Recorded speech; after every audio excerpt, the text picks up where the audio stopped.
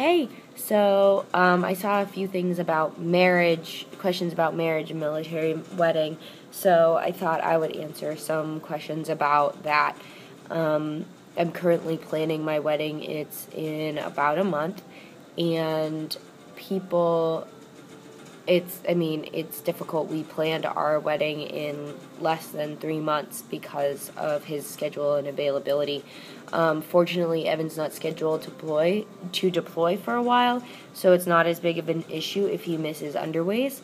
But what we did is I had Evan check with his AG1 and his chief, and I think he went maybe even beyond his chief to see if he could get verbal permission to take leave, because he's not allowed to formally request leave until at least, at the most, 2 months out before the date. So, which his leave has been approved. He will be at the wedding formally, which is great, but still it was a little stressful until that formal approval came in. But basically, we've done everything, well, I've done, and my mom has done everything on our own, because Evan will not be able to make it until 2 days before the wedding up to Massachusetts, which is where we're getting married. So, we've been doing premarital counseling over Skype with our pastor, and we've been doing, everything else has been me and my parents, which I'm just warning you right now, it can get fairly emotional to do couple things without your significant other, especially, I imagine, if they're deployed or in harm's way anywhere. That would be doubly stressful. As somebody else said, please make sure that you stress that you are a military couple, and if your significant other is deployed, say that they're deployed. Ask about cancellation contracts, ask if there's a military clause.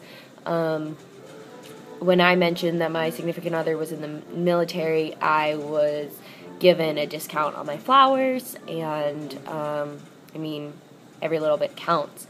So I would just recommend that you do keep things flexible. Try to plan it as quickly as possible. So things that you can plan without having a wedding date is like generally your dress, as long as you know what season you're getting married in.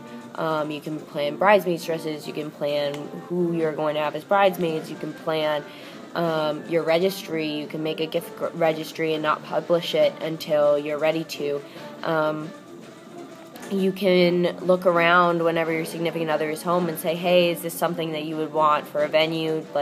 Is this something you would want? Is this a church you would want? Do you want to get married in a church? Do you want to do this? So there's tons of things that you can do before having a wedding date, a formal wedding date. And if you have all of those things set up before you have the final decision, then it makes the final decision for the wedding date a lot easier, because a lot of the little details are handled. I also strongly recommend looking into a place that has everything involved in the package. My particular wedding, where we're having it, has everything that we would need. It has flowers, it has centerpieces, it has our cake, it has DJ services, it has favors, it has champagne toast, it has a wine pass with dinner, it has our food, and it actually benefited us to wait a decent amount of time before we booked our wedding date, because our wedding date was available and we got a significant discount because it was one of the few available dates in May 2013. So that would work out in your favor if you're not set on a specific date. If you call a venue and ask for their availability during the time that your significant other can be in the country or the state or wherever you are. And also mention, this is my fiance, he's in the Army, he's in the Navy, people get back to you a lot faster that way. I learned that. And then you can decide whether you want a military theme to your wedding. You can decide if you want to do uniforms, if you don't want to do uniforms. Personally, Evan bought his mess dress uniform from the thrift store on base, so he's going to be in the equivalent of white tie, and I'm really excited about it. He looks really handsome in that uniform. and it was significantly less than renting a tux because we got it on the thrift store on base, and he'll be able to wear it even if he chooses to go officer later because it's just changing the patches and the buttons. So that's the only military portion that we're going to have at our wedding. But you can have anything. If your significant other's an officer, you can have the Arch of Swords or the Arch of Sabers, depending on your branch. You can have,